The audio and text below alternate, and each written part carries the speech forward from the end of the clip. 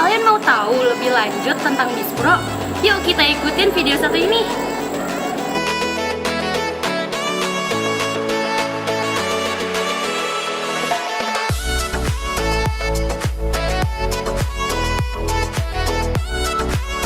Bispro atau Bahasa Inggris dan Komunikasi Bisnis dan Profesional adalah program studi yang menghasilkan lulusan berbasis Bahasa Indonesia dan Bahasa Inggris dalam bidang bisnis dan profesi lainnya.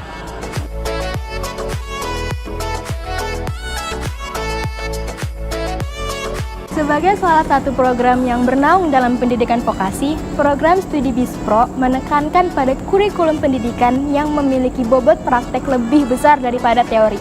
Oleh karena itu, lulusan Bispro dapat menjadi sumber daya manusia yang siap kerja. Nah, sekarang kita mau ngenalin kalian nih ke kepala prodi kita. Dan kalian pasti udah penasaran juga kan, setelah kita menjadi lulusan Bispro ini, prospek kerja apa sih yang bakal kita dapat? Kalau gitu, yuk kita lanjut kenalan sama kepala prodi kita.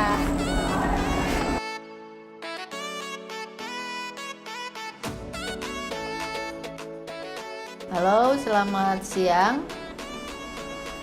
Assalamualaikum warahmatullahi wabarakatuh. Salam sejahtera bagi kita semua. Pertama, saya ingin memperkenalkan diri dulu. Nama saya Ina Sukaisi. Jabatan saya sekarang sebagai Ketua Program Studi Bahasa Inggris untuk Komunikasi Bisnis dan Profesional, disingkat Bispro. Yang selanjutnya saya akan memperkenalkan program studi Bispro sendiri. Program studi Sarjana Terapan atau S1 Terapan atau Diploma 4 dikenal. Bahasa Inggris untuk Komunikasi Bisnis dan Profesional ini merupakan program studi pertama di Indonesia, khususnya di Politeknik seluruh Indonesia. Prodi Bispro dibuka perdana di Politeknik Negeri Jakarta atau PNJ yang kita kenal ini pada tahun ajaran 2019-2020. Nah, pembukaan prodi ini berdasarkan SK izin pembukaan program studi dari Kemenristek Dikti nomor 126/KPT/I/2019. Program Bispro ini dirancang untuk menghasilkan lulusan yang memiliki kompetensi bahasa Inggris dan bahasa Indonesia dalam bidang bisnis dan profesi lainnya.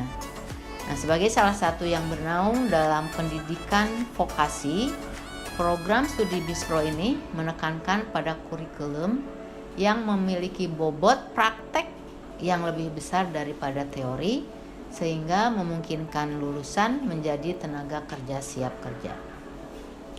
Nah, perolehan kompetensi kebahasaan yang mumpuni didukung dalam bidang bisnis dan profesi kerja ini merupakan keunggulan Bispro dari berbagai program studi apa D4 atau D3 atau S1 bahasa Inggris dari pendidikan lainnya seperti pendidikan akademis.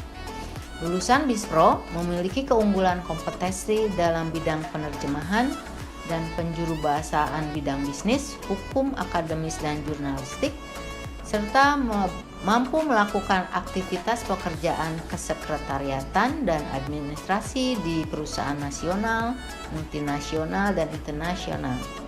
Lulusan Bispro dapat menempati posisi translator atau penerjemah, interpreter atau juru bahasa, staf administrasi dan sekretaris, staf ekspor-impor, copywriter, public relations, editor, reporter, jurnalis, dan posisi lain di industri yang membutuhkan jasa tenaga kerja dan kompetensi kebahasaan.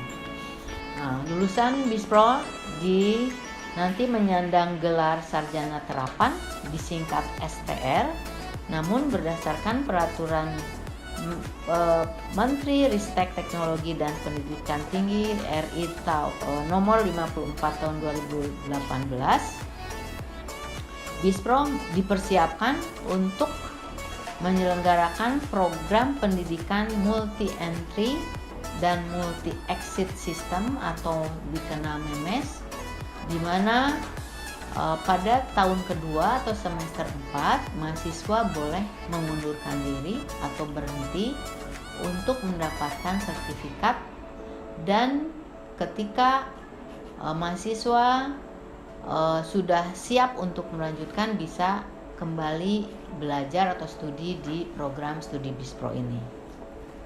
Nah, untuk menjaga link dan match antara lembaga pendidikan dan industri, BISPRO diasuh oleh dosen-dosen berpengalaman baik akademis maupun praktisi. Dosen-dosen yang berlatar pendidikan akademis merupakan dosen tetap yang sudah mengajar rata-rata lebih dari 20 tahun. Sementara dosen praktisi merupakan praktisi penerjemahan, praktisi interpreters, dan lain-lain yang mumpuni di bidang masing-masing. BISPRO untuk fasilitas menyediakan ruang-ruang kelas yang nyaman untuk belajar, baik untuk mata kuliah teori maupun praktek. Fasilitas pembelajaran yang memadai itu misalnya terdiri dari laboratorium komputer dengan software penerjemahan, jaringan internet, dan audio visual room. Yang selanjutnya saya akan menjelaskan sedikit tentang sistem pembelajaran di Prodi BISPRO ini.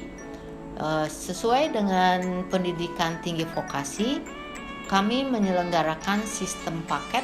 Maksudnya adalah bahwa setiap mahasiswa harus mengikuti seluruh mata kuliah yang ditawarkan oleh Prodi.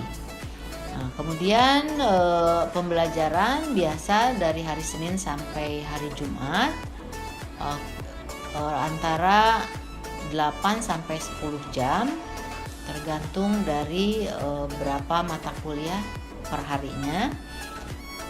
Selanjutnya ada yang perlu saya lebih jelaskan, yaitu tentang sistem absensi dan kompensasi di dalam lembaga kami.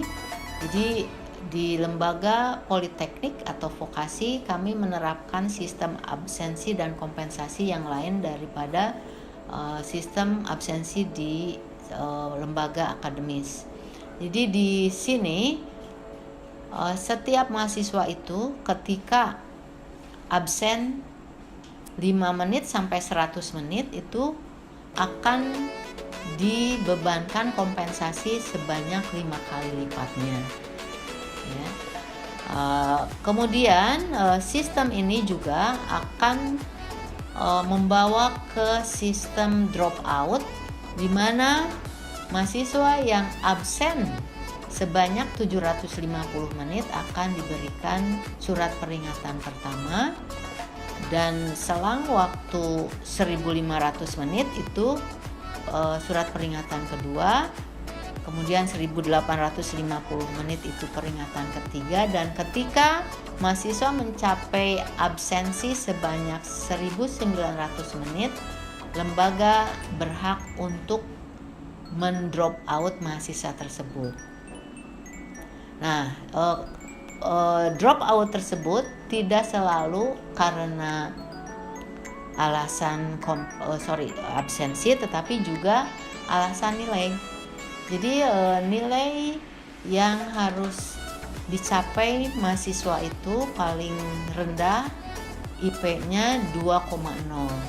Kemudian nilai mata kuliah itu nilai D-nya tidak boleh lebih dari 2. Jika lebih dari 2, maka mahasiswa itu akan drop out. Dan untuk penilaian sendiri, nilai yang akan muncul di laporan tiap semester itu adalah berbentuk huruf A, B, C, D, E itu tidak lulus. Sementara tadi sudah saya sampaikan bahwa nilai D itu boleh hanya 2 saja tiap semester. Sementara kalau lebih dari 2, mahasiswa akan drop out. Nah, untuk penilaian sehari-hari itu kami ada prosentasenya. Jadi satu mata kuliah itu untuk nilai lengkap itu akan terdiri dari nilai tugas atau nilai kuis, kemudian nilai UTS. UTS itu ujian tengah semester, dan nilai UAS atau ujian akhir semester. Masing-masing memiliki persentase sendiri sehingga menjadikan satu kesatuan nilai utuh yang akan muncul pada akhir semester dalam bentuk laporan nilai yang kami sebut terminologinya marksheet. Itu yang bisa saya sampaikan. Sekian, terima kasih. Fasilitas yang bisa kalian temuin selanjutnya yaitu lab bahasa. Ruangan ini baru loh.